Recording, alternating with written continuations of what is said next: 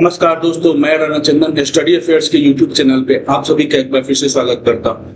दोस्तों, इस चैनल पर प्रतियोगिता दर्पण 2025 की जो सीरीज चल रही है उसी के तहत आज तीसरे वीडियो में हम लोग मार्च महीने के प्रतियोगिता दर्पण मैगजीन को कवर करेंगे और मार्च 2025 के प्रतियोगिता दर्पण के पूरे निचोड़ को हम लोग 120 एमसीक्यू के माध्यम से समझने का प्रयास करेंगे और जहां भी जरूरत होगी हम लोग एक्सप्लेनेशन को भी गहराई से समझेंगे, जिससे कि उन टॉपिक्स पे हमारी पकड़ मजबूत हो सके। आगे बढ़ने से पहले बता दूं दोस्तों कि इस सीरीज के तहत यानी प्रतियोगिता दर्पण 2025 सीरीज के तहत 2 वीडियो ऑलरेडी इस चैनल पर अपलोड किए जा चुके हैं, जो प्रतियोगिता दर्पण जनवरी 2025 और प्रतियोगिता दर्पण फरवरी 2025 मैगजीन से है। उन्हें आप जरूर देखिएगा। इस वीडियो के डिस्क्रिप्शन में उन सारे वीडियो का लिंक आपको मिल जाएगा। तो चलिए बिना देर किए शुरू करते हैं और लेते हैं आज का पहला प्रश्न। पहला प्रश्न है, एक पेड़ मां के नाम अभियान किस अवसर पर शुरू किया गया था, जिसका उल्लेख राष्ट्रपति ने 76वें गणतंत्रता दिवस की पूर्व संध्या पर अपने संबोधन में किया। ऑप्शन है आपके सामने पृथ्वी दिवस, विश्व पर्यावरण दिवस, अंतर्राष्ट्रीय महिला दिवस या जैव विविधता दिवस। तो सही उत्तर है दोस्तों विश्व पर्यावरण दिवस। इसमें उन्होंने 75 वर्षों की उपलब्धियों का उल्लेख करते हुए संविधान, आजादी के शूरवीरों, किसान मजदूरों के योगदान, आर्थिक प्रगति, इंफ्रास्ट्रक्चर, शिक्षा, उन्नत तकनीक, इसरो की सफलता, खेलों में उपलब्धियां और गांधी जी के आदर्शों का उल्लेख किया है। साथ ही एक पेड़ मां के नाम अभियान जैसे पर्यावरणीय प्रयास को भी उन्होंने बल दिया है। ठीक है, किसने? तो राष्ट्रपति द्रौपदी मुर्मू ने गणतंत्रता दिवस के पूर्व संध्या पर यानी 26 जनवरी 2025 को जो गणतंत्रता दिवस था उसकी पूर्व संध्या पर। नेक्स्ट क्वेश्चन, भारत का संविधान 26 नवंबर 1949 को अंकित किया गया था। वर्ष 2015 से इस दिन को प्रतिवर्ष किस रूप में मनाया जाता है? तो संविधान दिवस मनाया जाता है प्रत्येक वर्ष, यानी 2015 से प्रत्येक वर्ष 26 नवंबर को संविधान दिवस देश में मनाया जाता है। भारत के 76वें गणतंत्रता दिवस का विषय क्या था, यानी थीम क्या था? ऑप्शन है आपके सामने अमृत काल का भारत, ऑप्शन बी स्वर्णिम भारत विरासत और विकास, ऑप्शन सी नया भारत आत्मनिर्भर और नवाचार और ऑप्शन डी देखो अपना देश। तो सही उत्तर है दोस्तों स्वर्णिम भारत विरासत और विकास। यह था 76वें गणतंत्रता दिवस का थीम। भारत का 76वां गणतंत्रता दिवस 26 जनवरी 2025 को स्वर्णिम भारत विरासत और विकास थीम पर मनाया गया। इस अवसर पर नई दिल्ली के कर्तव्य पथ पर भव्य परेड का आयोजन हुआ। राष्ट्रपति द्रौपदी मुर्मू व मुख्य अतिथि, इस बार गणतंत्रता दिवस के मुख्य अतिथि थे इंडोनेशियाई राष्ट्रपति प्रबोवो सुबियांतो। उन्होंने भी सलामी दी। परेड में तीनों सेनाओं, अर्धसैनिक बलों, राज्यों और मंत्रालयों की झांकियों ने देश की सैन्य शक्ति, आर्थिक प्रगति और सांस्कृतिक विरासत का प्रदर्शन किया। स्वदेशी प्रलय मिसाइल, नाग मिसाइल, सुखोई 30 व राफेल के हवाई करतब, नौसेना के नए युद्धपोत आईएनएस सूरत, आईएनएस नीलगिरी और पनडुब्बी आईएनएस पाकशीर विशेष आकर्षण का केंद्र रहे। राज्यों की झांकियों में उत्तर प्रदेश ने महाकुंभ 2025, गुजरात ने स्टैच्यू ऑफ यूनिटी और पंजाब ने कृषि परंपरा को दर्शाया। इसके अलावा लाल किले पर 26 से 31 जनवरी तक भारत पर्व का आयोजन किया गया, जिसका विषय था देखो अपना देश। तो इन सारे पॉइंट से ना, इस सारे एक्सप्लेनेशन से कई सारे क्वेश्चन निकलते हैं। जैसे 76वें गणतंत्रता दिवस पर मुख्य अतिथि कौन थे? तो इंडोनेशियाई राष्ट्रपति प्रबोवो सुबियांतो। तथा कौन कौन से हवाई करतब दिखाए गए, तथा उत्तर प्रदेश का झांकी क्या था, किस थीम पे आधारित था, गुजरात की झांकी का थीम क्या था, पंजाब की झांकी का थीम क्या था, तथा 26 से 31 जनवरी को भारत पर्व के आयोजन का विषय क्या था। तो ये सारे पॉइंट्स को आप लोग ध्यान से सुने होंगे तो आसानी से अगले प्रश्नों में आप जवाब दे सकते हैं। गणतंत्र दिवस 2025 की परेड में पहली बार किस स्वदेशी मिसाइल प्रणाली का प्रदर्शन किया गया? ब्रह्मोस, प्रलय, नाग या आकाश? तो इस बार पहली बार प्रलय स्वदेशी मिसाइल प्रणाली का प्रदर्शनी हुआ। नेक्स्ट क्वेश्चन, गणतंत्र दिवस परेड 2025 में निर्णायकों के निर्णय के अनुसार सेवाओं में सर्वश्रेष्ठ मार्चिंग टुकड़ी का पुरस्कार किसे मिला? तो सर्वश्रेष्ठ मार्चिंग टुकड़ी का पुरस्कार मिला जम्मू और कश्मीर राइफल्स दल को सर्वश्रेष्ठ मार्चिंग टुकड़ी का पुरस्कार दिया गया। गणतंत्रता दिवस जो परेड होता है ना, उसमें कुछ पुरस्कार दिए जाते हैं, देख लीजिए आप इनको। मार्चिंग दस्ते यानी मार्चिंग दस्ते का पुरस्कार, तो सर्वश्रेष्ठ मार्चिंग टुकड़ी का पुरस्कार दिया गया जम्मू कश्मीर राइफल्स को। मार्चिंग दस्ते CAPF या अन्य में किसको दिया गया, तो सर्वश्रेष्ठ मार्चिंग दस्ते का पुरस्कार दिया गया दिल्ली पुलिस मार्चिंग दल का।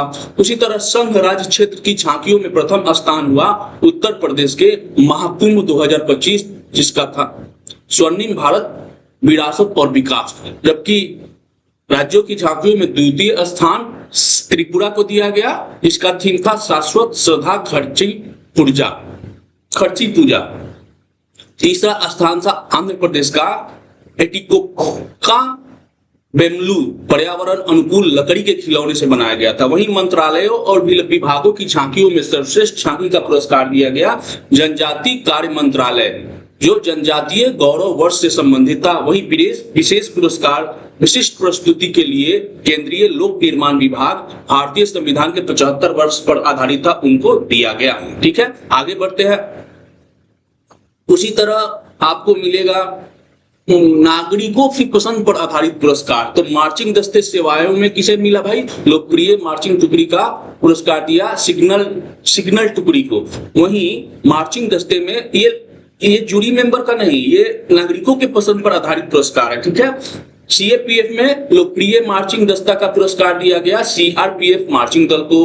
वहीं राज्यों में प्रथम स्थान था गुजरात का, स्वर्णिम भारत विरासत और विकास पर उनका थीम था।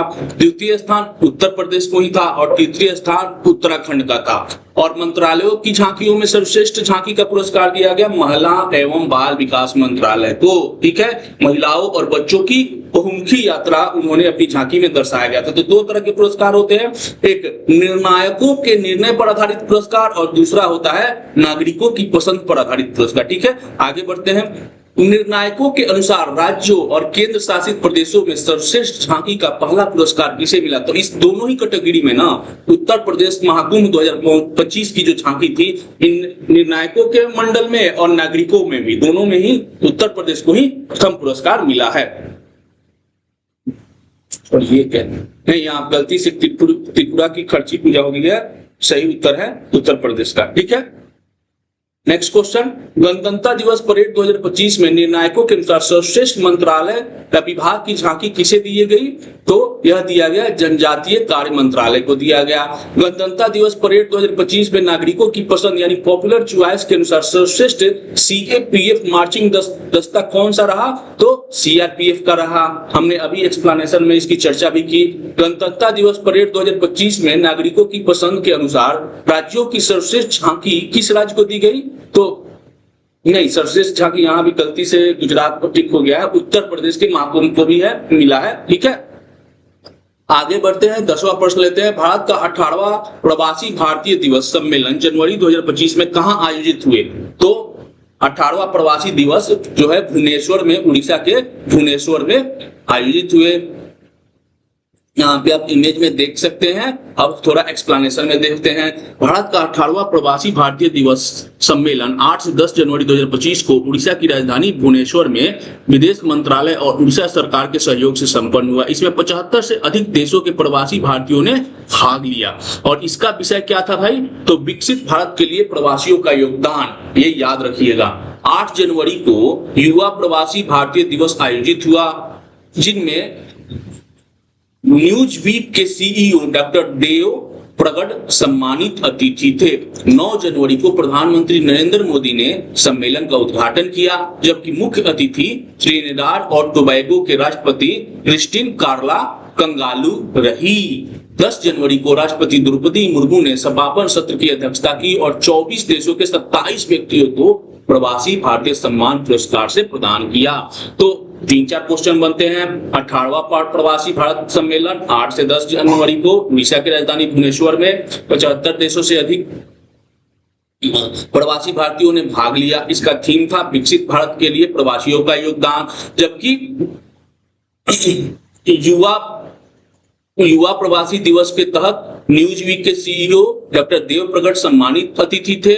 वहीं उद्घाटन समारोह के मुख्य अतिथि थे त्रिनिदाद और टोबैगो के राष्ट्रपति क्रिस्टिन कार्ला कांगलू और 24 देशों के लगभग 27 प्रवासियों को प्रवासी भारतीय सम्मान प्रदान किया गया। एक एक करके हम लोग देखते हैं। भारत के 18वें प्रवासी भारतीय दिवस सम्मेलन 2025 का थीम क्या था? तो अभी हमने चर्चा की, विकसित भारत के लिए प्रवासियों का योगदान। नेक्स्ट क्वेश्चन, प्रवासी भारतीय दिवस सम्मेलन 2025 की मुख्य अतिथि कौन थी? तो ट्रिनिडाद और टोबैगो के राष्ट्रपति क्रिस्टिन कार्ला कंगालू। ठीक है, अगला प्रश्न देखते हैं। भारत के 18वें प्रवासी भारतीय दिवस सम्मेलन 2025 में कुल कितने व्यक्तियों को प्रवासी भारतीय सम्मान का पुरस्कार प्रदान किया गया? तो टोटल 24 देशों के 27 व्यक्तियों को यह सम्मान दिया गया और यहाँ पे उनका नाम आपको दिख रहा है। 2-3 जो विदेशी हैं जो इंपॉर्टेंट है उनको मैं क्वेश्चन के माध्यम से करा दूंगा। प्रवासी भारतीय सम्मान पुरस्कार 2025 के प्राप्तकर्ताओं में से कौन से चिकित्सक सऊदी अरब से सम्मानित हुए हैं? तो सऊदी अरब से सम्मानित प्रवासी डॉक्टर सैयद अनवर खुर्शीद है। उसी तरह प्रवासी सम्मान पुरस्कार 2025 के तहत निम्नलिखित में से कौन से पुरस्कार प्राप्तकर्ता अमेरिका से हैं? तो अमेरिका के कौन है भाई? डॉक्टर शर्मिला फोर्ड हैं। नेक्स्ट क्वेश्चन, भजन लाल शर्मा के नेतृत्व वाली राजस्थान सरकार द्वारा दिसंबर 2024 में लिए गए निर्णय के बाद राजस्थान में कुल कितने जिले और संभाग रह गए हैं? तो राजस्थान में वे 41 जिले और 7 संभाग रह गए हैं। थोड़ा इसको विस्तार से जानते हैं। राजस्थान में प्रशासनिक पुनर्गठन का क्या है ये मामला? तो राजस्थान में प्रशासनिक पुनर्गठन को लेकर हाल ही में बड़ा निर्णय हुआ। अशोक गहलोत सरकार ने, पिछली जो सरकार थी उसने अगस्त 2023 में 17 नए जिलों व 3 संभागों कुल 19 जिलों का गठन किया था। लेकिन भजनलाल शर्मा के नेतृत्व वाली नई भाजपा सरकार ने दिसंबर 2024 में मंत्रिमंडल की बैठक में 9 जिलों व 3 नए संभागों कौन सीकर, पाली और बांसवाड़ा को निरस्त कर दिया। इसके बाद राजस्थान में अब कुल 41 जिले और 7 संभाग ही रह गए। याद रखिए 41 जिले और 7 संभाग रह गए। निरस्त किए गए जिलों में अनूपगढ़, दुंदू, गंगापुर सिटी, जयपुर ग्रामीण, जोधपुर ग्रामीण, केकड़ी, नीम का थाना, सांचौर और शाहपुरा शामिल है। अगर आप राजस्थान से संबंधित कोई एग्जाम देते हैं तो इतना डीप में जाने की जरूरत है, वरना आप 41 और 3 याद रखिएगा। नेक्स्ट क्वेश्चन, 15 जनवरी 2025 को नौसेना में एक साथ कमीशन किए गए युद्धपोत व पनडुब्बी के बारे में निम्नलिखित में से कौन सा कथन सही है? तो आप सारे कथन को ध्यान से सुनिएगा। आईएनएस नीलगिरी प्रोजेक्ट 17A का पहला स्टील्थ फ्रिगेट है। आईएनएस सूरत प्रोजेक्ट 15B का चौथा और अंतिम गाइडेड मिसाइल डिस्ट्रॉयर है। आईएनएस वाक्सीर स्कॉर्पियन श्रेणी P-75 की छठी और अंतिम पनडुब्बी है। तो ये सारे ही विकल्प सही है। ठीक है, आगे वही सारी चीजें यहाँ दी गई है।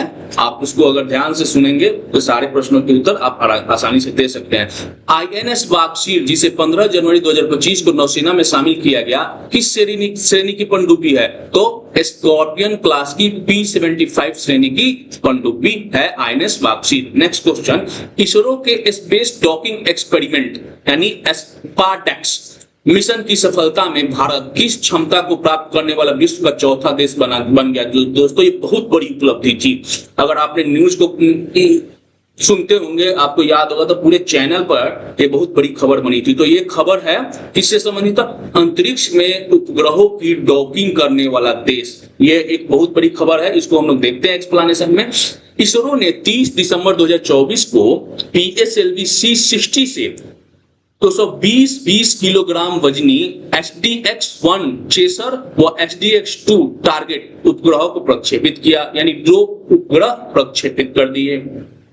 16 जनवरी 2025 को दोनों उपग्रहों को अंतरिक्ष में सफलतापूर्वक डॉकिंग क्या होता है? उसको मर्ज कराना होता है। दो भारी को अलग अलग छोड़ा जाता है, उसको इसको डॉकिंग कराकर भारत ने यह पहली बड़ी उपलब्धि हासिल की। इस तकनीक के साथ भारत अमेरिका, रूस और चीन के बाद अंतरिक्ष में डॉकिंग करने वाला चौथा देश बन गया है। यह क्षमता भविष्य में गगनयान मिशन, चंद्रमा से नमूने लाने और स्वयं का अंतरिक्ष स्टेशन बनाने में सहायक होगा। ठीक है, नेक्स्ट क्वेश्चन, भारतीय नौसेना के लिए निजी क्षेत्र की कंपनी लार्सन एंड टर्बो द्वारा निर्मित बहुउद्देशीय पोत MPV उत्कर्ष का जलावतरण कब और कहां किया गया? तो सही उत्तर है दोस्तों 13 जनवरी 2024 को NTPC यार्ड कट्टुपली चेन्नई में। MPV उत्कर्ष का जलावतरण 13 जनवरी 2024 को रक्षा सचिव राजेश कुमार सिंह, याद रखिएगा राजेश कुमार सिंह जो नए रक्षा सचिव है वो बिहार से हैं, बिहार के मुजफ्फरपुर से। राजेश कुमार सिंह और vice admiral B Shiv Kumar की उपस्थिति में हुआ। रक्षा मंत्रालय व लार्सन एंड टर्बो के बीच 25 मार्च 2025 को 2 MPV के निर्माण हेतु अनुबंध हुआ था। इस श्रृंखला का पहला पोत समर्थक 3 माह पूर्व ही जलावतरण किया गया था। इनकी लंबाई 106 मीटर, चौड़ाई 18.6 मीटर, विस्थापन क्षमता 3750 टन तथा अधिकतम गति 15 नॉटिकल मील है। तो दोनों का क्या नाम है? पहला जो 3 महीना पूर्व ही जलावतरण किया गया उसका नाम है समर्थक और इसका नाम है उत्कर्ष, और रक्षा मंत्रालय और L&T कंपनी ने मिलकर इस पे काम किया है। नेक्स्ट क्वेश्चन, स्वदेश विकसित एंटी टैंक गाइडेड मिसाइल नाग MK2 का सफल परीक्षण हाल ही में कहां से किया गया? तो यह किया गया राजस्थान के पोखरण से। DRDO ने राजस्थान के पोखरण में 25 जनवरी 2025 में स्वदेशी तीसरी पीढ़ी की fire and forget anti tank guided missile Nag MK2 का सफल परीक्षण किया। इस मिसाइल ने न्यूनतम और अधिकतम दोनों रेंज के लक्ष्यों को सफलतापूर्वक नष्ट किया। यह हथियार प्रणाली भारतीय सेना में शामिल होने के लिए तैयार हो गया है। नेक्स्ट क्वेश्चन, नाग MK2 किस श्रेणी की मिसाइल है? पहली पीढ़ी की मैनुअल गाइडेड, दूसरी पीढ़ी की वायर गाइडेड मिसाइल, तो तीसरी पीढ़ी की फायर एंड फॉरगेट मिसाइल यानी ऑप्शन सी है। हमने एक्सप्लेनेशन में इसे जैसा देखा है। नेक्स्ट, 6 जनवरी 2025 को छत्तीसगढ़ के किस जिले में पुलिस वाहन पर नक्सलियों ने IED हमला किया? तो बीजापुर में। इसमें जिला आरक्षित बल यानी DRG के 4 और बस्तर फाइटर्स के 4 जवान शहीद हुए। भारतीय मौसम विज्ञान विभाग यानी IMD की रिपोर्ट के अनुसार भारत में 1901 के बाद सबसे गर्म वर्ष कौन सा रहा? तो पिछला वर्ष जो बीत गया 2024 वो अब तक का सबसे गर्म वर्ष रहा है। यहाँ पे आप देख सकते हैं 2024 के बाद दूसरा स्थान आता है 2016 का, उसके बाद 2009 का, उसके बाद 2010 का और उसके बाद 2017 का, यानी पिछले 15 वर्षों में ही सारी गर्मियां भयंकर रिकॉर्ड तोड़ के पड़ी है। इस बार तो गर्मी का मौसम अच्छा रहा, बरसात होता रहा। नेक्स्ट क्वेश्चन, भारत का तीसरा लॉन्च पैड किस स्थान पर स्थापित किया जा रहा है? त्रिवेंद्रपुरम, श्रीहरिकोटा, अहमदाबाद, श्रीहरिमंदिर, आंध्र प्रदेश। तो इसका सही उत्तर है दोस्तों श्रीहरिकोटा, आंध्र प्रदेश के नेल्लोर जिले में स्थित सतीश धवन अंतरिक्ष अनुसंधान केंद्र श्रीहरिकोटा पर तीसरे लॉन्च पैड की स्थापना की जा रही है। इसे विशेष रूप से नई पीढ़ी के NGLV यानी नेक्स्ट जनरेशन लॉन्च व्हीकल के प्रक्षेपण के लिए विकसित किया जा रहा है। तो तीसरा लॉन्च पैड कहां हो रहा है भाई? श्रीहरिकोटा में स्थापित किया जा रहा है। नेक्स्ट क्वेश्चन, हाल ही में उद्घाटित सोनमर्ग सुरंग यानी जेडमर्ग टनल किस राष्ट्रीय राजमार्ग पर स्थित है? तो यह श्रीनगर कारगिल लेह राष्ट्रीय राजमार्ग पर स्थित है। देख लेते हैं इसको। 13 जनवरी 2025 को प्रधानमंत्री नरेंद्र मोदी ने 6.5 किलोमीटर लंबी सोनमर्ग सुरंग का उद्घाटन किया। यह सुरंग श्रीनगर कारगिल लेह को जोड़ने वाले राष्ट्रीय राजमार्ग पर स्थित है और इससे पहले जो दूरी बर्फीले और दुर्गम पहाड़ी रास्तों से घंटों तय होती थी अब केवल 15 मिनट में तय की जा सकती है। तो ये बहुत बड़ी उपलब्धि है, यह सामरिक दृष्टि से भी अति महत्वपूर्ण है। आगे बढ़ते हैं, अगला प्रश्न लेते हैं। प्रस्तावित वाराणसी प्रयागराज क्षेत्रीय विकास प्राधिकरण में कुल कितने जिले शामिल होंगे? तो 7 जिले शामिल होंगे। क्या है ये? तो उत्तर प्रदेश सरकार ने धार्मिक और ऐतिहासिक महत्व को देखते हुए वाराणसी यानी उत्तर प्रदेश का वाराणसी व प्रयागराज को मिलाकर क्षेत्रीय विकास प्राधिकरण बनाने की योजना बनाई है। इसमें कुल 7 जिले प्रयागराज, वाराणसी, चंदौली, गाजीपुर, जौनपुर, मिर्जापुर और भदोही शामिल होंगे। इसका उद्देश्य धार्मिक पर्यटन व उद्योगों को बढ़ावा देना है। एक बहुत बड़ी खबर है, बहुत अच्छी खबर है। हाल ही में भारतीय सेना के लिए 47 T-72 ब्रिज लेइंग टैंकों के निर्माण हेतु किस संस्थान के साथ रक्षा मंत्रालय ने अनुबंध किया है? तो किस संस्थान के साथ भाई? तो आर्म्ड व्हीकल निगम लिमिटेड यानी AVNL की हैवी व्हीकल फैक्ट्री HVF के साथ। जनवरी 2025 में रक्षा मंत्रालय ने 1561 करोड़ के अनुबंध के तहत 47 T-20 ब्रिज लेइंग टैंक यानी BLT के निर्माण का कार्य HVF अवार्डी को सौंपा है। ये टैंक युद्ध क्षेत्र में नदी, खाई और पहाड़ों पर तुरंत पुल बिछाकर सेना की तेजी से आवाजाही में इसको सुनिश्चित करेंगी। आगे बढ़ते हैं, अगला प्रश्न लेते हैं। भारतीय सेना ने हाल ही में म्यूल नामक किस विशेष इकाई को शामिल किया है? ड्रोन स्वार्म, रोबोटिक डॉग्स, स्वदेशी हल्के टैंक या एंटी ड्रोन सिस्टम? तो दोस्तों काफी चर्चा में रहा रोबोटिक डॉग।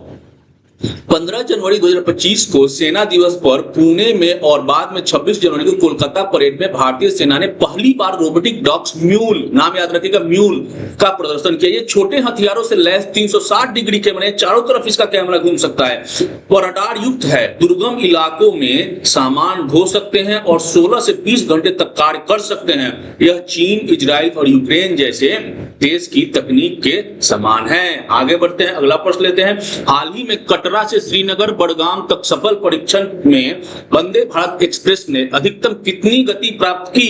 तो अधिकतम 85 किलोमीटर प्रति घंटे की गति इसने प्राप्त की। इस मार्ग में चिनाब नदी का आर्च ब्रिज, जो कि दुनिया का सबसे ऊंचा ब्रिज है, अंजी पुल, भारत का पहला रेलवे केबल ब्रिज है और देश की सबसे लंबी सुरंग भी शामिल है। नेक्स्ट क्वेश्चन, भारत के कौन से दो शहर सबसे पहले रामसर कन्वेंशन के तहत वेटलैंड सिटी के रूप में मान्यता प्राप्त हुई है? कौन से शहर है भाई? तो इंदौर और उदयपुर।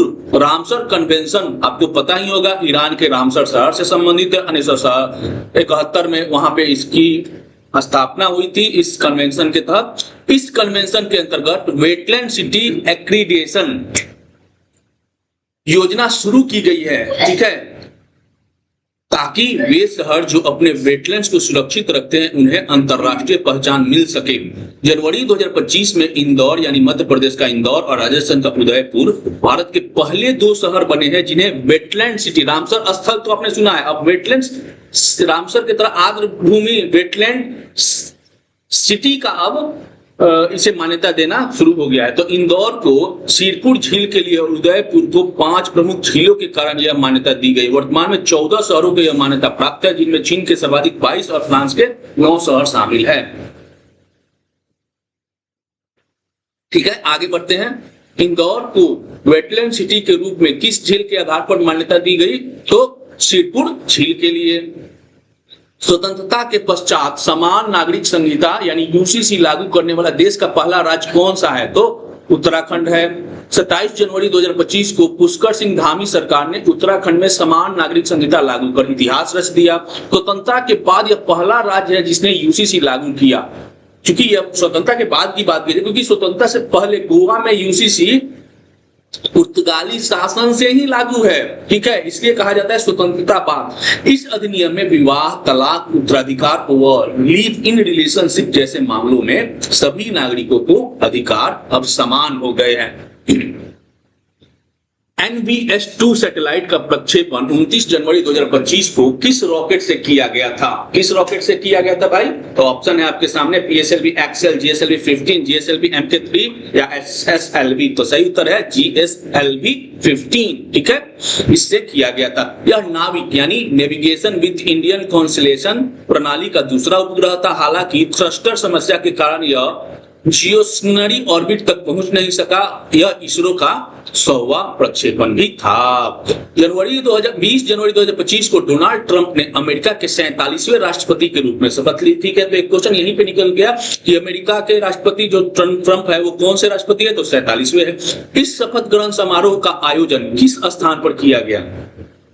व्हाइट हाउस में, in front of US Capitol में, या कैपिटल रोटुंडा में, या लिंकन मेमोरियल में? तो इसको किया गया कैपिटल रोटुंडा में, ठीक है।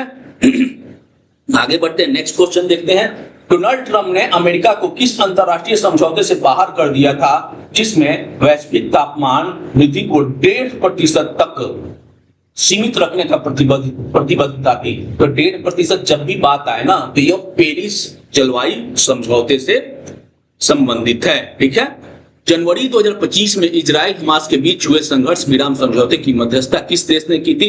हालांकि अब वो संघर्ष विराम खत्म हो चुका है, फिर से लड़ाई स्टार्ट हुआ है, लेकिन उस समय मिस्र के प्रयासों से यह 6 सप्ताह का संघर्ष विराम लागू हुआ था। यह समझौता मुख्य रूप से मिस्र की मध्यस्थता तथा तत्कालीन अमेरिकी राष्ट्रपति जो बाइडेन के प्रयासों और नए निर्वाचित राष्ट्रपति डोनाल्ड ट्रंप के दबाव के चलते संभव हो सका था। इसके पहले चरण में हमास ने 23 इजरायली बंधकों को रिहा करने की सहमति दी, जिसके बदले इजरायल ने लगभग 2000 फिलिस्तीनी कैदियों को छोड़ा था।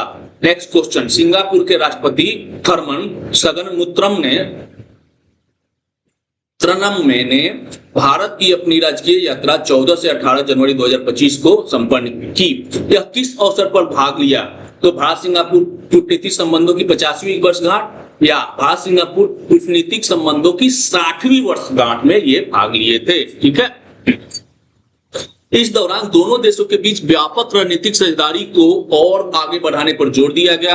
जबकि 17 जनवरी 2025 को ओडिशा की राजधानी भुवनेश्वर में राष्ट्रपति थर्मन का स्वागत मुख्यमंत्री मोहन चंद्र मांझी और केंद्रीय शिक्षा मंत्री धर्मेंद्र प्रधान ने किया। इस अवसर पर भुवनेश्वर विकास प्राधिकरण और सिंगापुर की सरबाना जुरोंग कंपनी के बीच एक नए शहर के विकास के लिए समझौता यानी मेंबर ऑफ अंडरस्टैंडिंग पर हस्ताक्षर हुआ, एमओयू पर हस्ताक्षर हुआ। यह सहयोग Utkarsh Odisha make in Odisha conclave 2025 से पूर्व हुआ और सिंगापुर के निवेश को बढ़ावा देने की दिशा में अहम कदम रहा। आगे देखते हैं, जनवरी 2025 में भारत यात्रा के दौरान सिंगापुर के राष्ट्रपति थर्मन ने ओडिशा के किस स्थान पर एक नए शहर के विकास हेतु समझौता ज्ञापन किया? तो भुवनेश्वर में। 40वां प्रश्न, टाइम आउटलुक द्वारा जारी 2025 में रहने के लिए विश्व के 50 सर्वश्रेष्ठ शहरों की सूची में पहला स्थान किस शहर का है? न्यूयॉर्क, केप टाउन, बैंकॉक या मेलबर्न? तो सही उत्तर है दोस्तों दक्षिण अफ्रीका का केप टाउन। यहाँ पे आप देख सकते हैं टॉप 10 शहरों की सूची, Cape Town, Bangkok, New York, Melbourne, London, ये टॉप 5 शहर है। ब्रिटिश कंपनी टाइम आउट ने जनवरी 2025 में रहने के लिए विश्व के 50 सर्वश्रेष्ठ सूची जारी की, शहरों की सूची जारी की। इसमें दक्षिण अफ्रीका का केप टाउन प्रथम स्थान रहा। सर्वेक्षण में 95% लोगों ने शहर के भोजन को बेहतरीन बताया और 97% ने माना कि यह शहर उन्हें खुश रखता है। टाइम आउटलुक की 2025 की वैश्विक सूची में भारत के केवल एक शहर यानी टॉप 50 में केवल एक शहर मुंबई को स्थान मिला है, इसे 49वां स्थान दिया गया।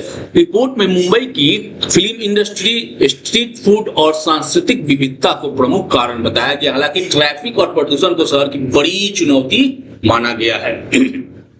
ठीक है, next question, time outlook out की 2025 की रैंकिंग में भारत का कौन सा शहर शामिल हुआ है? तो मुंबई 49वां स्थान। टाइम नेक्स्ट 2025 में रहने के लिए विश्व के 50 सर्वश्रेष्ठ शहरों की सूची में तीसरा स्थान किसे मिला है भाई? तो तीसरा स्थान मिला है अमेरिका के न्यूयॉर्क का। लंदन को 5वां स्थान मिला था। तो पहले स्थान पर केप टाउन, दूसरे स्थान पर बैंकॉक और तीसरे नंबर पर न्यूयॉर्क, चौथे नंबर पर मेलबर्न और 5वें नंबर पर लंदन है। चीन का शंघाई 9वें स्थान पर है। आगे बढ़ते हैं, अगला प्रश्न लेते हैं। हेनले पासपोर्ट इंडेक्स 2025 में भारत का स्थान कौन सा रहा? कौन सा स्थान रहा भाई? तो 85वां स्थान रहा। ठीक है, जो 2024 की तुलना में 5 पायदान नीचे है। अब भारतीय पासपोर्ट से 57 देशों में बिना वीजा यात्रा समय संभव है। सूची में सिंगापुर 195 गंतव्य स्थानों को सबसे अधिक शक्तिशाली पासपोर्ट माना गया है, यानी उसका अगर वीजा है तो आप 95 देशों में वीजा की आवश्यकता नहीं है। जबकि अफगानिस्तान को सबसे कमजोर पासपोर्ट वाला देश माना गया और सबसे नीचे 106वें स्थान पर है। एशिया में भारत की तुलना में चीन जो है ऊपर है, उसका 60वां स्थान है, भारत का 85वां है, भूटान का 90 है, म्यांमार का 94वां स्थान है और बांग्लादेश का 100वां और पाकिस्तान का 130वां, यानी नीचे से चौथे स्थान पर है अपना पड़ोसी पाकिस्तान। यहाँ पे आप देख सकते हैं सिंगापुर प्रथम, जापान पहले और तीसरे नंबर पर फिनलैंड, फ्रांस, जर्मनी, इटली, दक्षिण कोरिया और स्पेन है। जबकि नीचे से आप देखिएगा तो अफगानिस्तान सबसे लास्ट में, उसके ऊपर सीरिया, उसके ऊपर ईरान, उसके ऊपर पाकिस्तान और यमन के साथ है। ठीक है, एशिया के और पड़ोसी देशों की बात करें, भारत की बात करें तो 60वें नंबर पर चीन, 85 नंबर पर भारत। नेक्स्ट क्वेश्चन, 2025 की हेनले पासपोर्ट रैंकिंग में सबसे शक्तिशाली पासपोर्ट किस देश का है? जापान का, सिंगापुर का, जर्मनी का या अमेरिका का? तो सबसे मजबूत है सिंगापुर का। और यहाँ पे आप उसकी रैंकिंग और देख सकते हैं वीजा रहित पहुंच देश कितने देशों में है, तो 195 देशों के साथ सिंगापुर पहले स्थान पर है। आगे बढ़ते हैं, अगला प्रश्न लेते हैं। 2025 की रैंकिंग में सबसे कमजोर पासपोर्ट किस देश का है भाई? तो अभी हम लोगों ने चर्चा की 106वें स्थान पर, सबसे नीचे स्थान पर वो है अफगानिस्तान। फिर भी 26 देशों की यात्रा कर सकते हैं। अफ्रीकी देश लेसोथो को भारत ने जनवरी 2025 में मानवीय सहायता के तहत कितने टन ज्वार की खेप भेजी है? तो 1000 टन भारत ने ज्वार भेजा है मानवीय सहायता के रूप में। भारत समय समय पर ऐसी मानवता दिखाते रहता है, विश्व के कई देशों को फ्री में अनाज उपलब्ध कराता है। ह्यूमन मोटान्यूमो वायरस HMPV की पहचान सबसे पहले किस वर्ष हुई थी? हाल ही में चीन में यह फैला है, इसलिए यह चर्चा का केंद्र था। यह 2001 में सबसे पहले हुई थी। यानी HMPV श्वसन से जुड़ा एक वायरल है जो सामान्य सर्दी जुकाम जैसे लक्षण उत्पन्न करता है। यह कोविड-19 और अन्य श्वसन संक्रमणों की तरह छींकने, खांसने और निकट संपर्क से फैलता है। WHO ने चीन में इसके मामलों की पुष्टि की है हाल ही में, लेकिन इसे कोई गंभीर या असामान्य स्थिति नहीं माना है। WHO ने यात्रा या व्यापार पर कोई प्रतिबंध लगाने की आवश्यकता नहीं बताई है। भारत में भी यह वायरस पहले 2005 में समय समय पर पाया गया है। 2005 से समय समय पर कई बार पाया गया है, लेकिन ज्यादा चिंता की बात नहीं है। WHO ने चीन में फैले HMPV को लेकर क्या कहा है? तो क्या कहा है कि कोई चिंताजनक स्थिति न होने की बात कही है। दक्षिण कोरिया में राष्ट्रपति पद पर रहते हुए गिरफ्तार होने वाले पहले राष्ट्रपति कौन बन गए हैं? तो यून सुन येओल बन गए हैं। 15 जनवरी 2025 को महाभियोग व विद्रोह के आरोपों में, कल हमने चर्चा की थी विद्रोह हुआ था, आज उन्हें महाभियोग लगा गिरफ्तार कर दिया गया है। आरोपों में यून सुन येओल को राष्ट्रपति परिसर से गिरफ्तार कर लिया गया। पद पर रहते हुए गिरफ्तार होने वाले वह दक्षिण कोरिया के पहले राष्ट्रपति है। जनवरी 2025 में कैलिफोर्निया में लगी आग ने सबसे अधिक किस क्षेत्र को प्रभावित किया है? तो यह प्रभावित किया है पैसिफिक पैलिसेड्स को। 7 जनवरी 2025 को पैसिफिक पैलिसेड्स में शुरू हुई आग ने तेजी से फैलकर हॉलीवुड हिल्स सहित बड़े क्षेत्र को प्रभावित किया। लगभग 5 लाख लोग प्रभावित हुए और 250 अरब डॉलर की क्षति का अनुमान लगाया गया। बहुत भीषण आग थी।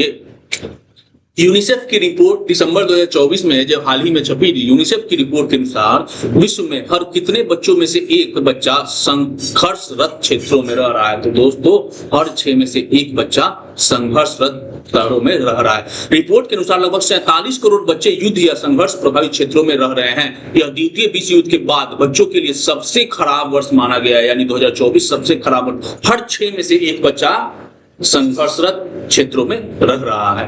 भारत के 76वें गणतंत्र दिवस के मुख्य अतिथि कौन थे? भाई शुरू में ही हमने चर्चा की थी, इंडोनेशिया के राष्ट्रपति प्रोबोवो सुबियांतो। ये थे 26 जनवरी में 76वें गणतंत्र दिवस के मुख्य अतिथि, और यह उनकी राष्ट्रपति बनने के बाद पहली भारत यात्रा भी थी।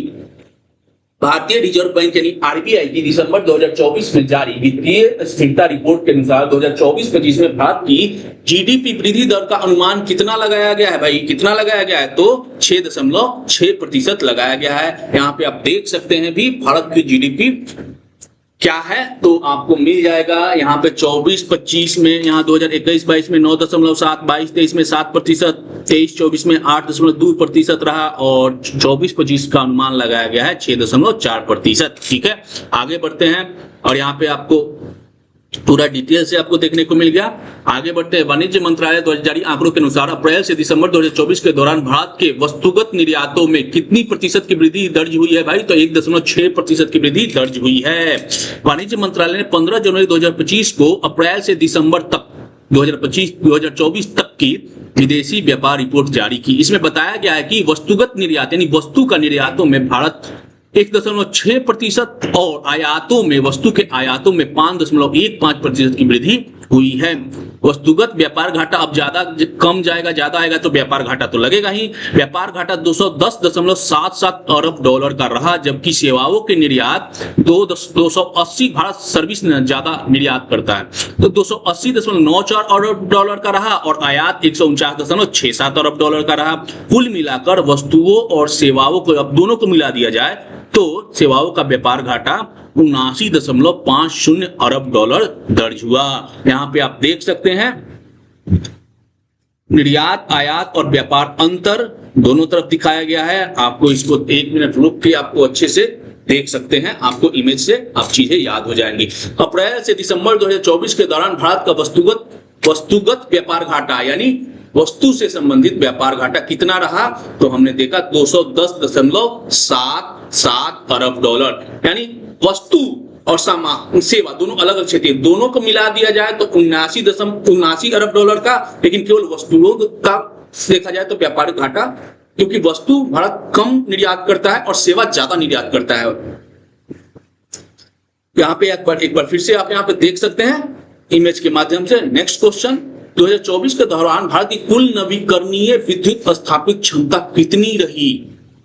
180.8 गीगावाट, 209.44 गीगावाट, 500 गीगावाट या 97.86 गीगावाट। तो सही उत्तर है 209.44 गीगावाट भारत नवीकरणीय ऊर्जा उत्पादित करता है, यानी क्षमता है 2024 के दौरान तक। ठीक है, देखते हैं यहाँ पे भारत ने 2030 तक 500 गीगावाट नवीकरणीय ऊर्जा क्षमता हासिल करने का लक्ष्य रखा है। नवीन व नवीकरणीय ऊर्जा मंत्रालय की जनवरी 2025 की रिपोर्ट के अनुसार 2024 के दौरान देश की नवीकरणीय विद्युत स्थापित क्षमता में 15.84% की वृद्धि हुई है और यह बढ़कर 209.44 गीगावाट हो गया है, यानी पिछले साल 28.64 गीगावाट ज्यादा उत्पादन हुआ है नवीकरणीय विद्युत ऊर्जा का। अब नवीकरणीय विद्युत ऊर्जा में कौन कौन से आते हैं? सौर ऊर्जा आते हैं, पवन ऊर्जा आते हैं, जैव ऊर्जा आते हैं और लघु पन विद्युत ऊर्जा आते हैं। तो टोटल 209 गीगावाट जो है उसमें सौर ऊर्जा का स्थान है सबसे ज्यादा 97.86 गीगावाट, और सबसे तेज से वृद्धि यही कर रहा है। टोटल नवीकरणीय ऊर्जा का 33.47% सौर ऊर्जा का ही है। उसके बाद दूसरे स्थान पर आता है पवन ऊर्जा का, कुल नवीकरणीय ऊर्जा का 7.6% वृद्धि है और 48.16 गीगावाट उसमें से है, यानी 20,209 में से 48.16 गीगावाट। वहीं जैव ऊर्जा का प्रतिशत कितना है भाई? वृद्धि हुई है तो 4.70% वृद्धि हुई है और 11.3 गीगावाट 35 गीगावाट है, और लघु पन बिजली 5.10 गीगावाट है। ये चारों का पूरा है और ये टोटल मिला के हो जाते हैं 209.44 गीगावाट, और नवीकरणीय ऊर्जा में ये चारों आते हैं, सौर, पवन, जैव और लघु पन बिजली। नेक्स्ट, 2024 के दौरान नवीकरणीय ऊर्जा में सबसे अधिक वृद्धि किस स्रोत में हुई? तो अभी हमने देखा सौर ऊर्जा में, और कितनी हुई? तो 33% हुई, 97.86 गीगावाट की। नेक्स्ट क्वेश्चन, भारत ने वर्ष 2030 तक नवीकरणीय ऊर्जा क्षमता का कौन सा लक्ष्य निर्धारित किया है भाई? तो 500 गीगावाट। ठीक है, सितंबर 2024 के अंत में भारत का कुल बाह्य ऋण कितना था? तो कुल बाह्य ऋण था 711.8 अरब डॉलर। देखते हैं यहाँ पे एक्सप्लेनेशन में, वित्त मंत्रालय की रिपोर्ट के अनुसार सितंबर 2024 के अंत में भारत पर कुल बाह्य ऋण 711.8 अरब डॉलर था, जो जून 2024 के अंत में 682.2 अरब डॉलर तथा मार्च 2024 में 668.9 अरब डॉलर था। तो ये वृद्धि ही हो रहा है। इसमें अल्पकालिक ऋण यानी कम अवधि के जो ऋण है उसका 18% है, टोटल 133.6 अरब डॉलर है, और दीर्घकालीन ऋण यानी 5 वर्ष से ज्यादा समय के लिए जो ऋण लिया गया है वह 81% है। ठीक है, संरचना के अनुसार ऋणों का हिस्सा सर्वाधिक 240 अरब डॉलर रहा संरचना के अनुसार। इसके बाद करेंसी और जमा और व्यापार साख, ये इनका स्थान है। कुल बाह्य ऋण का 53.4% भाग अमेरिकी डॉलर मूल्य में था, तो अभी भी अमेरिकी डॉलर का दबदबा कायम है। सितंबर 2024 के अंत में भारत के कुल बाह्य ऋण में सर्वाधिक भाग किसका था? तो लोन का था, ऋण का था। ठीक है, यहाँ पे आप देख सकते हैं कि कुल बाह्य ऋण 711.8 अरब डॉलर है, उन्हीं में दीर्घकालीन 578.2 जो टोटल का 81% है। अल्पकालीन ऋण 133.6 अरब डॉलर है जो कि टोटल का 18.9% है, और जीडीपी के प्रतिशत के रूप में कुल बाह्य ऋण 19.4% है जीडीपी का भारत का।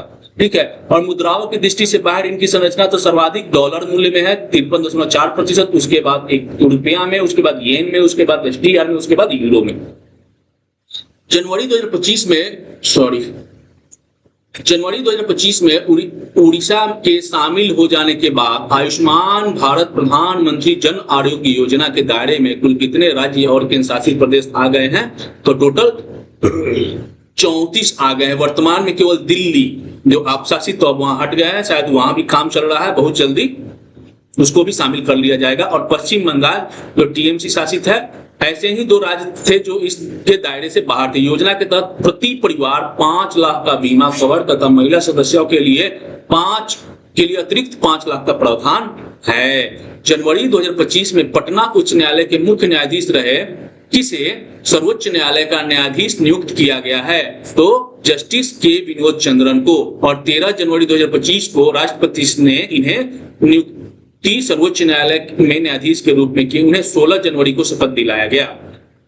जनवरी 2025 में इसरो, पता ही होगा इसरो क्या है, इसरो के नए अध्यक्ष के रूप में किसे नियुक्त किया गया है? तो नए अध्यक्ष हो गए हैं डॉक्टर वी नारायण। इमेज में आप देख सकते हैं डॉक्टर वी नारायण को 13 जनवरी 2025 से इसरो का अध्यक्ष, अंतरिक्ष विभाग के सचिव एवं अंतरिक्ष आयोग का अध्यक्ष नियुक्त किया गया है। वे लिक्विड प्रोपल्सन सिस्टम सेंटर के निदेशक रह चुके हैं। जनवरी 2025 में केंद्रीय रिजर्व पुलिस बल यानी सीआरपीएफ का नया महानिदेशक किसे नियुक्त किया गया है? तो यह नियुक्त किया गया है ज्ञानेंद्र प्रताप सिंह को। असम के पुलिस महानिदेशक रहे ज्ञानेंद्र प्रताप सिंह को जनवरी 2025 में सीआरपीएफ का नया महानिदेशक नियुक्त किया गया। उनका कार्यकाल 30 नवंबर 2027 तक रहेगा। तो सीआरपीएफ के नए महानिदेशक ज्ञानेंद्र प्रताप सिंह। नेक्स्ट, वर्ष 2024 का मेजर ध्यानचंद खेल रत्न पुरस्कार किन खिलाड़ियों को प्रदान किया गया? जिन खिलाड़ी, मेजर ध्यानचंद जो है खेलों के क्षेत्र में सर्वश्रेष्ठ पुरस्कार माना जाता है।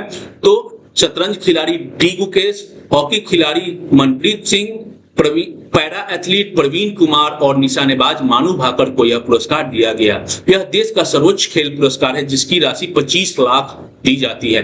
पहले इसे राजीव गांधी खेल रत्न कहा जाता था, लेकिन 2021 से इसका नाम बदलकर मेजर ध्यानचंद खेल रत्न पुरस्कार कर दिया गया। मेजर ध्यानचंद जो है हॉकी के महान खिलाड़ी है, दुनिया भर में उनका शानी है। ठीक है, तो इन चारों की तस्वीर आप देख सकते हैं। ध्यानचंद खेल रत्न पुरस्कार पाने वाले डी गुकेश मनु जो शतरंज से है, मनु भाकर निशानेबाजी से है, और मनप्रीत सिंह हॉकी टीम के कप्तान है, और प्रवीण कुमार पैरा एथलीट। ठीक है, तो यही सारी चर्चा यहाँ पे की गई है।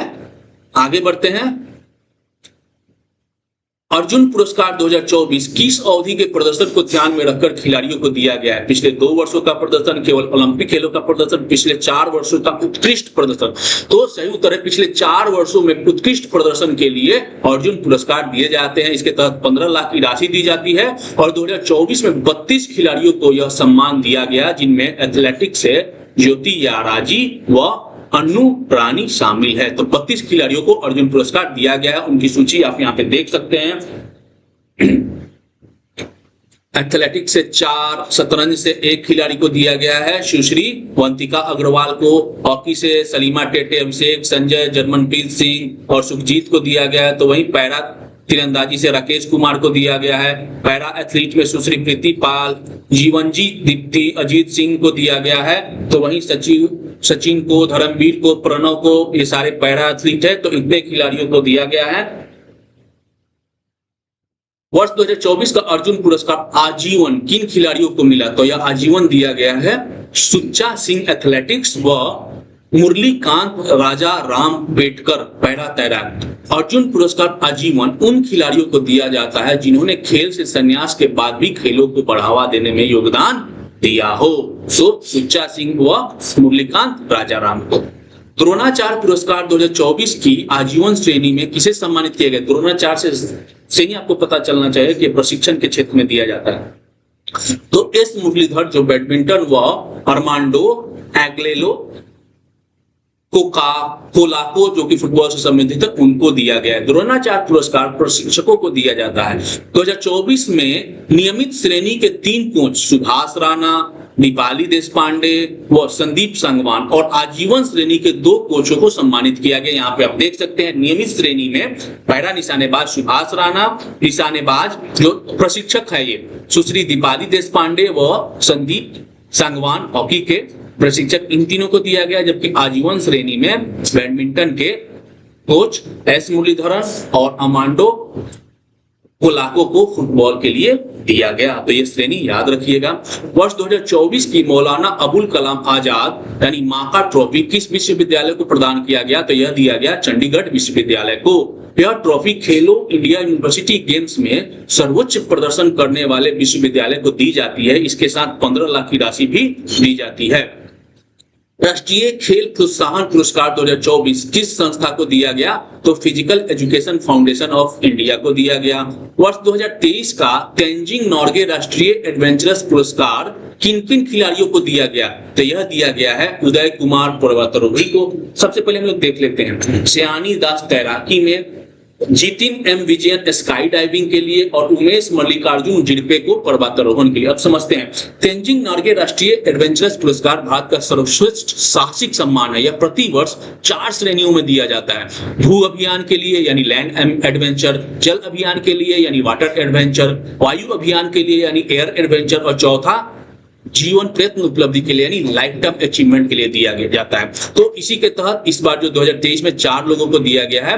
लैंड एडवेंचर यानी भू अभियान के लिए उदय कुमार को, जल अभियान के लिए सयानी दास को, वायु अभियान के लिए जितिन एम विजयन को और लाइफ टाइम अचीवमेंट के लिए उमेश मल्लिकार्जुन जिरपे को यह पुरस्कार दिया गया। Next question.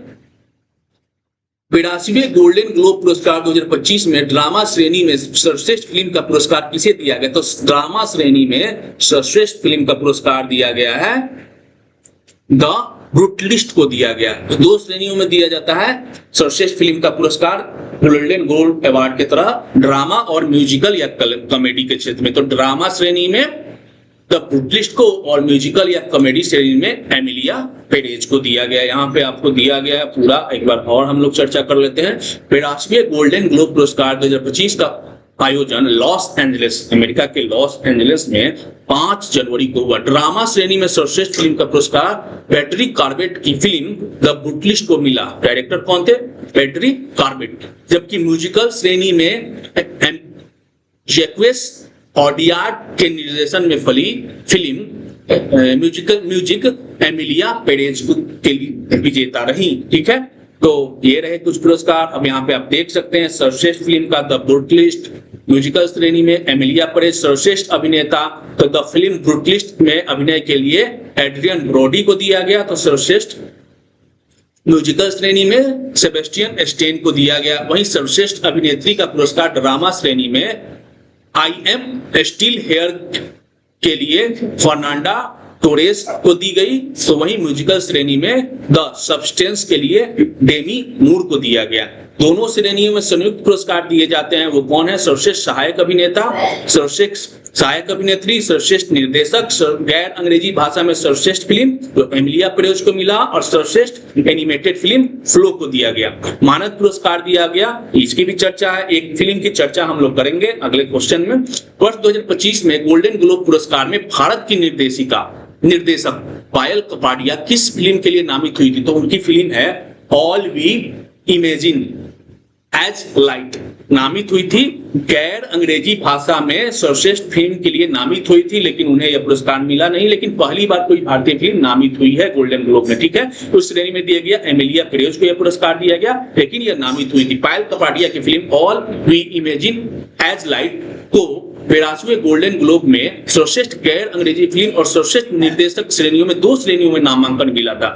यह पहली बार था जब किसी भारतीय महिला निर्देशक को गोल्डन ग्लोब में सर्वश्रेष्ठ निर्देशक की श्रेणी में नामित किया गया था। हालांकि फिल्म को पुरस्कार जीतने में असफल रही, आप देख सकते हैं पायल कपाडिया को यहाँ पे। नेक्स्ट क्वेश्चन है 76वें गणतंत्र दिवस की पूर्व संध्या पर घोषित बहादुरी पुरस्कारों में कितने कीर्ति चक्र व शौर्य चक्र प्रदान किए गए?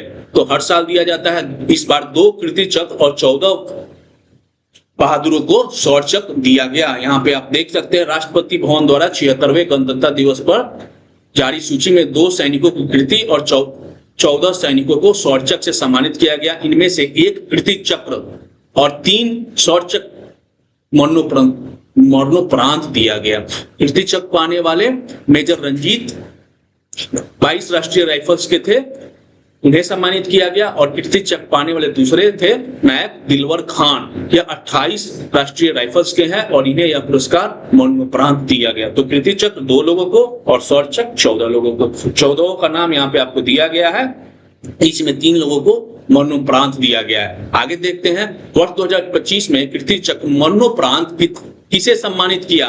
तो हमने अभी देखा था नायक दिलवर खां को, जो कि 28 राष्ट्रीय राइफल के सैनिक है, सेना है, जवान है, ठीक है, उन्हें यह दिया गया। पद्म अलंकरण 2025 की कुल संख्या कितनी है। तो टोटल 139 पद्म अलंकरणों की घोषणा की गई है। पद्म अलंकरण देखते हैं। पद्म अलंकरण भारत के सर्वोच्च नागरिक पुरस्कारों में शामिल है। इन्हें 3 श्रेणियों में बांटा जाता है। सबसे ऊपर पद्म विभूषण देख सकते हैं यहाँ पे, उसके बाद पद्म भूषण, उसके बाद पद्म श्री। इसकी घोषणा प्रति वर्ष गणतंत्रता दिवस की पूर्व संध्या पर राष्ट्रपति द्वारा की जाती है, वहां के नोटिफिकेशन से जारी होता है। 2025 में कुल 139 लोगों को पद्म अलंकरण से सम्मानित, यानी टोटल ये तीनों मिलाकर जिसे कहा जाता है उसे पद्म अलंकरण कहा जाता है। उसमें 3 श्रेणी है, पद्म विभूषण, पद्म भूषण और पद्म श्री, ठीक है। और इनमें 139 में से 7 लोगों को पद्म विभूषण, 19 पद्म भूषण और 113 पद्म श्री शामिल है। इन पुरस्कारों के तहत कोई नगद राशि या विशेष सुविधा नहीं दी जाती, ठीक है। यहाँ पे देख सकते हैं पद्म अलंकरण तो 7 लोगों को दिया गया, पद्म भूषण 19 लोगों को और पद्म श्री 113 लोगों को, तो कुल हो गया 139। पद्म विभूषण पाने वाले 7 लोग कौन हैं। दुब्बुर नागेश्वर रेड्डी, यह स्वास्थ्य सेवा से संबंधित है। जस्टिस जगदीश सिंह खेहर, यह सुप्रीम कोर्ट के पूर्व मुख्य न्यायाधीश है। कुमुदनी रजनीकांत लाखिया, तो यह गुजरात की कथक नृत्यांगना है। लक्ष्मी नारायण सुब्रमण्यम, इनका संबंध संगीत से है। और एमटी वासुदेवन नायर, यह केरल के साहित्यकार है। इन्हें मरणोपरांत दिया गया है। ओसामू सुजुकी, मारुति सुजुकी के मानक अध्यक्ष जो जापान के, इन्हें भी यह पुरस्कार मरणोपरांत दिया गया। और बिहार की स्वर्ण कोकिला के नाम से मशहूर शारदा सिन्हा भोजपुरी गायिका को भी मरणोपरांत, यानी 3 लोगों को पद्म विभूषण मरणोपरांत दिया गया। नेक्स्ट क्वेश्चन भी इसी से है। पद्म विभूषण 2025 से सम्मानित दिवंगत भोजपुरी गायिका कौन है। तो शारदा सिन्हा। यहाँ पे आप देख सकते हैं 7 लोगों की सूची जिन्होंने पद्म विभूषण प्राप्त किया है। आगे बढ़ते हैं। किस पूर्व सिख मुख्य न्यायाधीश को पद्म विभूषण से सम्मानित किया गया। तो जगदीश सिंह खेहर है वो। पद्म भूषण 2025 से मरणोपरांत सम्मानित बिहार के किस नेता का नाम शामिल है। पद्म भूषण 7 लोगों को, पद्म विभूषण 7 लोगों को, पद्म भूषण 19 लोगों को दिया गया था। उनमें बिहार के सुशील मोदी भी, बिहार के पूर्व उप मुख्यमंत्री, जो ने मरणोपरांत यह पुरस्कार, यह पद्म दिया गया। 19 लोगों की सूची आपको यहाँ पे मिल जाएगी। तो बिहार से एकमात्र सुशील मोदी है और एक अमेरिका से भी है, विनोद धाम, विज्ञान और इंजीनियरिंग इंटेल के पेंटियम चिप के जनक, वो भारत के ही विनोद धाम, जो संयुक्त अमेरिका में रहते हैं, उन्हें भी यह पुरस्कार दिया गया है, यानी पद्म भूषण दिया गया। तो 19 लोगों की ये सूची है। कुछ इंपॉर्टेंट नाम आपको याद होने चाहिए। आगे बढ़ते हैं। पद्म श्री कितने लोगों को दिया गया है। तो 113 लोगों को दिया गया था। पद्म श्री 2025 से सम्मानित प्रसिद्ध क्रिकेटर कौन है। तो रविचंद्रन अश्विन, जिन्होंने इसी वर्ष अपना संन्यास की घोषणा लिया अंतरराष्ट्रीय क्रिकेट से, उन्हें भी यह पद्म श्री दिया गया है। वर्ष 2024 का ICC cricketer of the year यानी गैरी सोबर्स ट्रॉफी किसे दिया गया। तो यह दिया गया जसप्रीत बुमराह को। आईसीसी ने वर्ष 2024 के सर्वश्रेष्ठ क्रिकेटरों को सम्मानित करने की घोषणा जनवरी 2025 में दुबई में की। भारत के जसप्रीत बुमराह को वर्ष के सर्वश्रेष्ठ क्रिकेटर और वर्ष के सर्वश्रेष्ठ टेस्ट क्रिकेटर, ये दोनों पुरस्कार मिले हैं और यह उपलब्धि पाने वाले वो भारत के तीसरे खिलाड़ी बन गए हैं। तो सर्वश्रेष्ठ क्रिकेटर का भी पुरस्कार और सर्वश्रेष्ठ टेस्ट क्रिकेटर का भी पुरस्कार जसप्रीत बुमराह को मिला। इसके अतिरिक्त भारत के अर्शदीप सिंह को T20 cricketer of the year और भारत की स्मृति मंधाना को women's ODI cricketer of the year दिया गया और न्यूजीलैंड के अमेलिया केर को महिला क्रिकेटर ऑफ द ईयर से नवाजा गया। यहाँ पे हम लोग लिस्ट में देख लेते हैं। तो आईसीसी पुरस्कार 2024, वर्ष के सर्वश्रेष्ठ क्रिकेटर जसप्रीत बुमराह भारत, वर्ष के सर्वश्रेष्ठ महिला क्रिकेटर न्यूजीलैंड की अमेलिया केर, वर्ष के सर्वश्रेष्ठ टेस्ट क्रिकेटर जसप्रीत बुमराह भारत, वर्ष के सर्वश्रेष्ठ महिला ओडीआई क्रिकेटर स्मृति मंधाना भारत, वर्ष के सर्वश्रेष्ठ पुरुष ओडीआई क्रिकेटर तो अफगानिस्तान के अजमतुल्ला उमरजई, वर्ष की सर्वश्रेष्ठ T20 महिला क्रिकेटर न्यूजीलैंड की अमेलिया केर, वर्ष के सर्वश्रेष्ठ पुरुष टी20 क्रिकेटर भारत के अर्शदीप सिंह, वर्ष की उभरती महिला क्रिकेटर तो दक्षिण अफ्रीका के एनरी डकर्सन, और वहीं वर्ष के उभरते पुरुष क्रिकेटर तो श्रीलंका के कमेंदु मेंडिस, वर्ष की महिला एसोसिएट क्रिकेटर तो यूएई की ईशा ओजा, तो उसी तरह वर्ष के पुरुष एसोसिएट क्रिकेटर तो नामीबिया के गेरहार्ड एरास्मस, और वहीं वर्ष का सर्वश्रेष्ठ एम्पायर ये ओवरऑल में दिया जाता है तो इंग्लैंड के रिचर्ड इंग्लिश वर्थ को दिया गया। आगे इसी से संबंधित कुछ क्वेश्चन है। आईसीसी के अनुसार वर्ष 2024 का टी20 क्रिकेटर ऑफ द ईयर किसे बना गया है, तो अर्शदीप सिंह को, भारत के अर्शदीप सिंह को यह दिया गया है। महिला क्रिकेट में वर्ष 2024 की सर्वश्रेष्ठ ओडीआई क्रिकेटर का पुरस्कार किस खिलाड़ी को दिया गया, तो भारत की स्मृति मंधाना को दिया गया। आईसीसी के वर्ष 2024 का महिला क्रिकेटर ऑफ द ईयर इसे दिया गया तो न्यूजीलैंड के अमेलिया केर को दिया गया। उसी तरह वर्ष 2024 का नेक्स्ट क्वेश्चन है, वर्ष 2024 का नेताजी सुभाष चंद्र बोस आपदा प्रबंधन पुरस्कार संस्थागत श्रेणी किसे दिया गया, किसे दिया गया भाई, तो Indian national centre for ocean information service Hyderabad को यह पुरस्कार दिया गया। अमर उजाला शब्द सम्मान 2024 में हिंदी भाषा के लिए आकाशदीप सम्मान किसे दिया गया, तो गोविंद मिश्र को दिया गया। अमर उजाला ने 2018 से साहित्यकारों को प्रोत्साहित करने हेतु शब्द सम्मान की शुरुआत की थी और 2024 में हिंदी में सतत एवं विशिष्ट रचनात्मक योगदान के लिए सर्वोच्च आकाशदीप सम्मान कवि व लेखक गोविंद मिश्र को दिया गया। वहीं हिंदीतर माने हिंदी के अलावा भाषा यानी गुजराती में यह सम्मान शीतांशु यश चंद्र को दिया गया। तो हिंदी भाषा के लिए गोविंद मिश्र और हिंदीतर भाषा के लिए गुजराती भाषा के शीतांशु को यह पुरस्कार दिया गया। सिंगापुर का सर्वोच्च सम्मान प्राप्त करने वाले दूसरे भारतीय कौन बन गए हैं, तो रतन टाटा के बाद दूसरे बन गए हैं तरुण दास। सिंगापुर यह सम्मान देता है। 15 जनवरी 2025 को भारत की राजकीय यात्रा के दौरान सिंगापुर के राष्ट्रपति थर्मन ने यह सम्मान भारतीय उद्योग यानी सीआई के पूर्व महानिदेशक तरुण दास को दिया गया और इससे पहले रतन टाटा को यह पुरस्कार दिया जा चुका है। नीरज चोपड़ा ने जनवरी 2025 में किसके साथ विवाह कर लिया, सानिया मिर्जा के साथ, हिमानी मोड़ के साथ या पीवी सिंधु के साथ या अंकिता भांबरी के साथ, तो हिमानी मोड़ के साथ उन्होंने यह विवाह कर लिया। यहाँ पे इमेज में आप देख सकते हैं। टोक्यो ओलंपिक में स्वर्ण पदक और पेरिस ओलंपिक में रजत पदक जीतने वाले भाला फेंक खिलाड़ी नीरज चोपड़ा ने 16 जनवरी को अमेरिका में पढ़ रही और टेनिस खिलाड़ी हिमानी मोड़ के साथ विवाह सूत्र में बंध गए। नोबेल शांति पुरस्कार प्राप्त करने वाले अमेरिका के 39वें राष्ट्रपति कौन थे जिनका दिसंबर 2024 को निधन हो गया, तो ये थे जिमी कार्टर। जिमी कार्टर का जन्म 1924 में हुआ था और 1976 से 80 तक वह यूएसए के 39वें राष्ट्रपति रहे। ठीक है, और इन्हें नोबेल पुरस्कार भी उन्हें दिया गया था। नेक्स्ट क्वेश्चन, भारत के रक्षा मंत्रालय ने वर्ष 2025 को किस रूप में मनाने का निर्णय लिया है, तो वर्ष ऑफ रिफॉर्म्स यानी सुधारों का वर्ष। दिसंबर 2024 में दक्षिण कोरिया में जेजू एयर विमान दुर्घटना में कितने लोगों की मृत्यु हो गई, तो 179 लोग मारे गए। और ये मुआन एयरपोर्ट पर बोइंग 737-800 विमान रनवे से फिसलकर टकरा गया जिससे 181 में से 179 लोग मारे गए। केवल चालक दल के 2 सदस्य जिंदा बच गए। मिशन मौसम का शुभारंभ कितने किया, तो देश के प्रधानमंत्री नरेंद्र मोदी ने 14 जनवरी 2025 को भारत मौसम विज्ञान विभाग के 150वें स्थापना दिवस पर मिशन मौसम लॉन्च किया। इसका उद्देश्य है weather ready and climate smart Bharat को बनाना है।